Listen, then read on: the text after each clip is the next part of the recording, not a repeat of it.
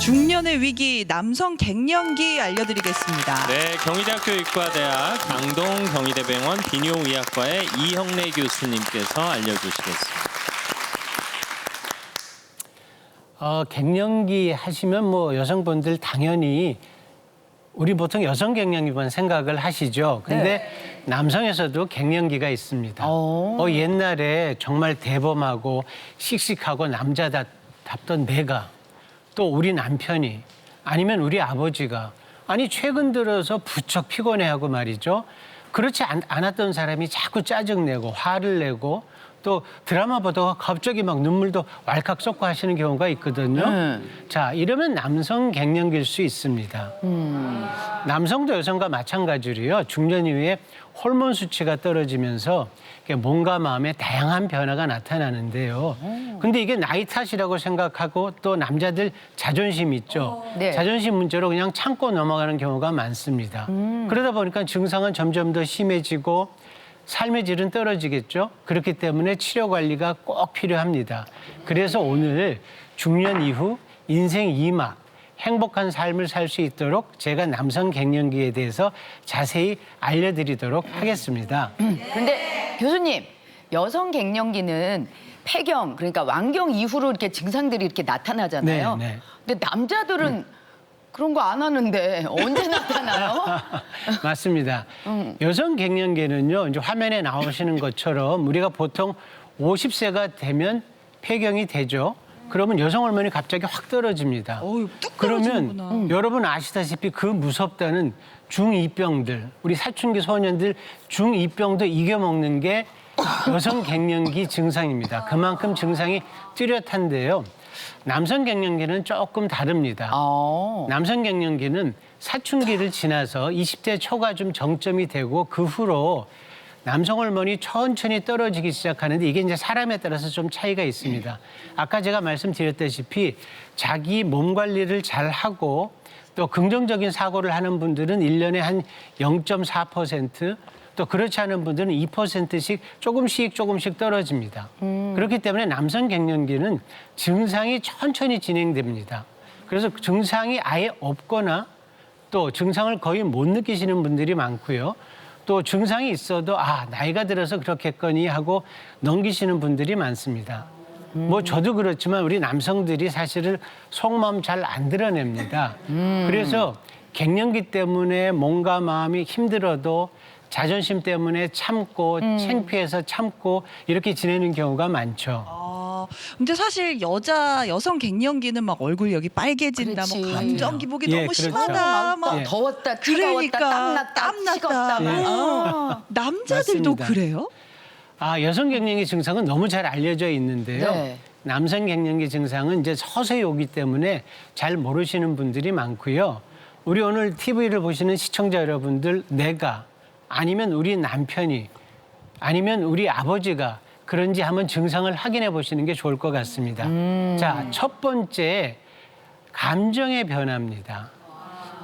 최근 들어서 전에는 안 그랬는데 무기력하고 상실감을 자꾸 느끼게 되고요.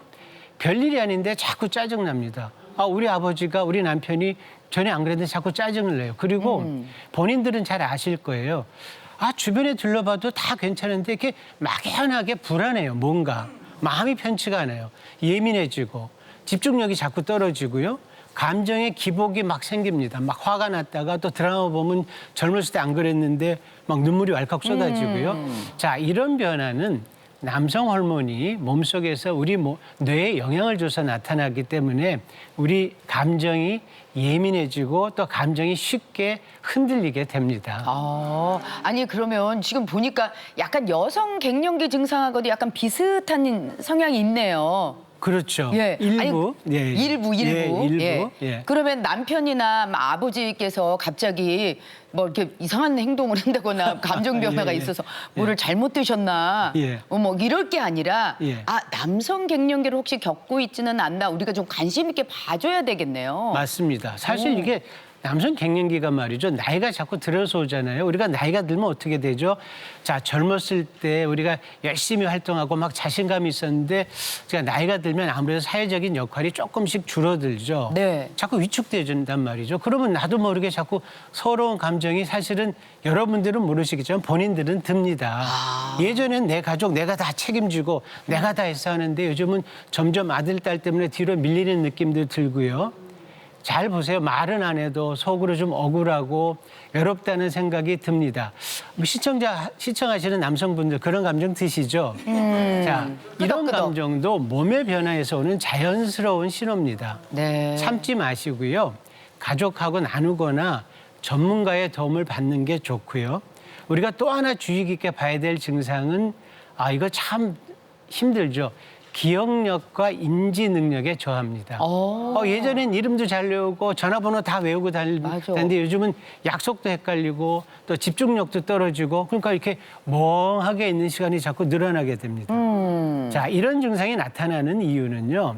우리 뇌 속에 해마라는 기관이 있는데 이 해마는 기억과 학습을 담당합니다.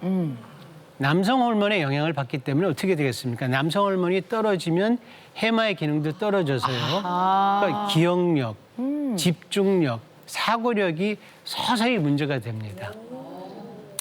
자, 다음 증상이 이제 우리 신체 증상인데요. 실제 우리 이제 어떤 신체적인 건강하고도 큰 연관이 있죠.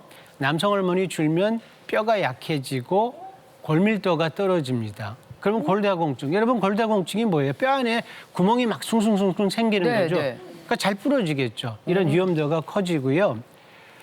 근육이 자꾸 줄어들고 체지방이 늘어납니다. 그러면 여러분 배는 이렇게 볼록 나오고 운동을 하니까 팔다리가 이렇게 가늘어집니다. 그럼 뭐 생각나세요? 이렇게 거미가 됩니다. 거미형 체형으로 바뀌고요. 네. 그렇기 때문에 나이 있는 아버님들 좀 많이 그러시죠. 맞아요. 예전보다 체력이 떨어지니까 피로도 더 쉽게 느끼고요. 요건 이제 여성들하고 비슷한데 얼굴이 갑자기 확 달아오르고. 남성도요? 네, 남자도 그렇습니다. 땀도 나고. 옛날에는 피부가 아주 매끈매끈했었는데 푸석푸석해지면서 몸에 있는 털도 자꾸 빠지고요. 네. 자, 마지막이 사실은 우리 남성들한테 굉장히 중요한 건데 성기능의 변화입니다. 제가 아침부터 뭐 성기능 얘기하기가 좀 뭐합니다만. 네. 하실 건 하셔야죠. 많은 분들이 가장 민감하게 느끼지만 쉽게 말 못하고 혼자 고민하고 끙끙 앓죠. 이게 이제 남성 호르몬이 떨어지면요. 일단은 성적인 욕구가 떨어집니다. 그러니까 자연스럽게 부부관계에 관심도 떨어지고 성기능이 떨어지고요. 아마 남자들 이거 비밀인데 본인들은 아실 거예요. 우리 뭐 발기유발제 이런 거 이제 많이 씁니다. 발기를 도와주기 위해서. 근데 그게 잘 들었었는데 남성 갱년기가 오면 잘 안 들어요. 자, 이제 이런 변화는 남자 자존감에 굉장히 큰 영향을 줍니다. 여러분, 여성분들은 잘 모를 정도로 아주 상실감이 큰데요. 그러니까 워낙 예민하니까 심지어는 부인한테까지도 말을 못하고 그냥 끙끙 앓고 넘어갑니다. 어머나. 그런데 이것도 자연스러운 변화이기 때문에 용기를 가지고 전문가를 찾는 게 중요하고요. 이거 보시는 시청자분, 남편분이 용기가 없으면 보니까 그렇단 말이죠. 그냥 손목을 잡고 전문가 앞으로 데려가십시오. 그래요? 그러면 좋은 결과가 있습니다. 야. 근데 이렇게 쭉 이야기를 들어보니까 증상이 그냥 생각해보면 이거 그냥 나이 들어서 노화의 그냥 맞습니다. 자연스러운 예, 예. 현상 아닌가, 굳이 병원을 가야 되나 싶기도 한데 병원에 가서 이게 뭐 이렇게 진단을 받을 수 있는 거예요? 그럼요. 실제로 남성 갱년기가 증상이 단순 노화하고 비슷해서 그냥 넘기기 쉬운데요. 네. 병원에서 몇 가지 검사를 통해서 우리가 정확하게 진단을 할 수 있는데요. 가장 중요한 게 뭐겠어요?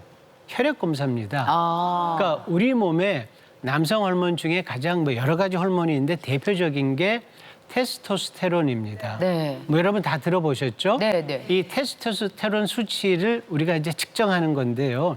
이 테스토스테론은 아침에 한 번만 확 분비됩니다. 그렇기 때문에 우리가 피 검사를 꼭 오전 중에 하셔야 되고요. 아하. 일주일 간격으로 2번은 해야 정확한 우리가 테스토스테론 수치를 알 수 있는데 이게 아침이어서 이게 발음이 잘 안 되죠. 테스토스테론. 테스토스테론. 이 총 테스토스테론 수치가 300 나노그램 per dl 이하인 경우에 우리가 좀 의심을 할 수 있고요. 또 이 외에도 갱년기와 관련이 있는 뭐 고혈압, 당뇨, 고지혈증, 비만 같은 대사질환 검사하고요. 전립선 비대증이나 전립선 암에 대한 검사를 함께 진행합니다. 네. 그런데 사실 가장 중요한 것은 이런 남성 갱년기 증상을 객관화하는 남성 갱년기 증상 점수표라는 게 있습니다. 아, 이걸로 이제 본인 상태를 체크할 수 있는데요. 우리 뭐 다 같이 한번 체크해 보실까요, 네, 남성분들? 네, 네. 아니면 우리 그 부인들이 더 잘 알아요. 우리 남편이 어떤지 같이 한번 체크해 보세요. 네. 자, 증상 점수표 중에 가장 중요한 게 1번 성욕 감퇴, 7번 발기력 저하인데요.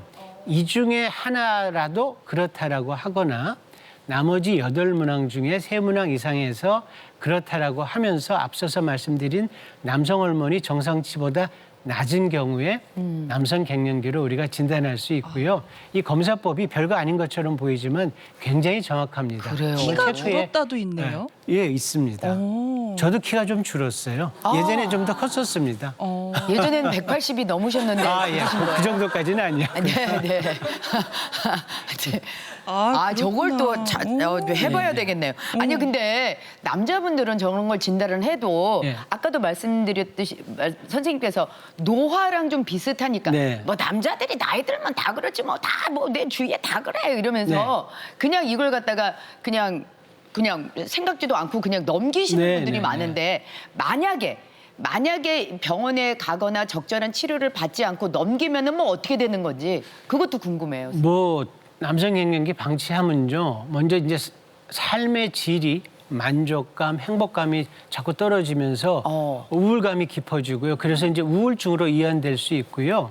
이 남성 호르몬은 지방 분해 능력을 떨어지면 지방 분해 능력이 떨어지니까 배에 살이 쉽게 집니다. 그러니까 우리가 살찌면 뭐 고지혈증, 고혈압 같은 대사증후군으로 발전할 수 있고요. 네. 아까 말씀드린 대로 골밀도가 감소하니까 골다공증이 증가되니까 잘 부러지고 또 부러지면 잘 안 붙습니다.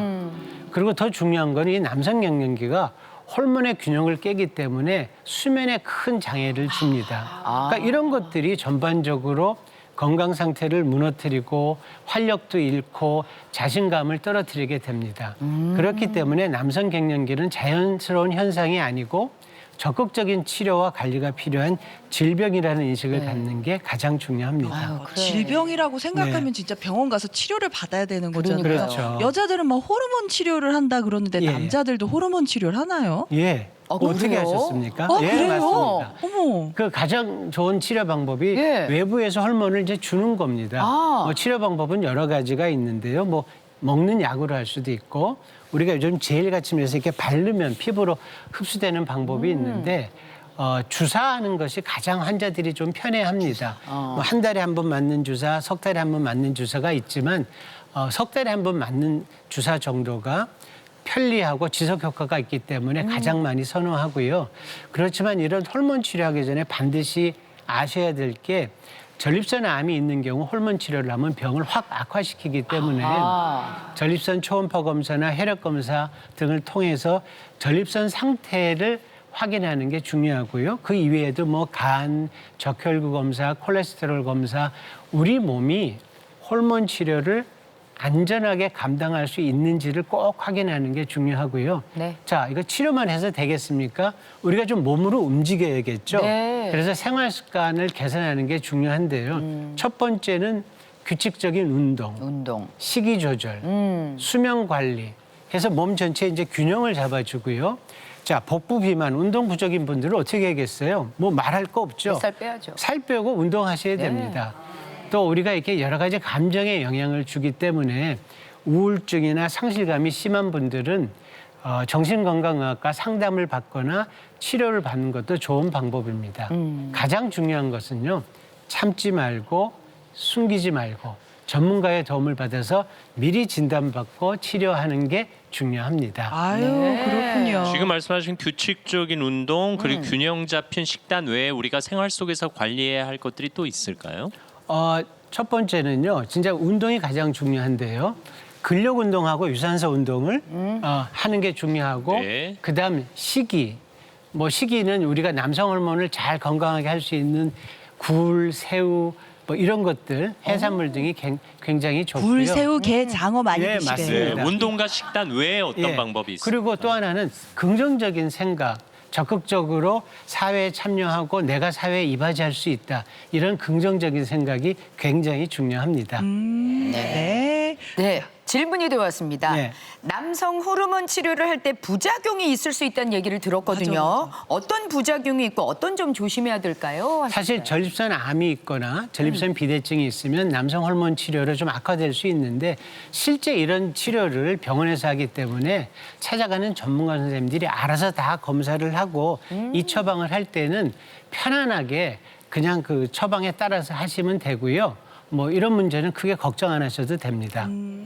전립선 암이나 비대증이 있는 사람만 조심하면 된다. 아니요, 뭐 몇 가지 더 있긴 하지만 그건 전문가들이 알아서 다 그건 의사 걸러냅니다. 선생님이 알아서 해줍니다. 이런 알아서 얘기입니다. 해주시면 그냥 맡기시면 됩니다. 예. 어쨌든 갱년기는 노화의 또 시간의 흐름이기도 한데요. 네.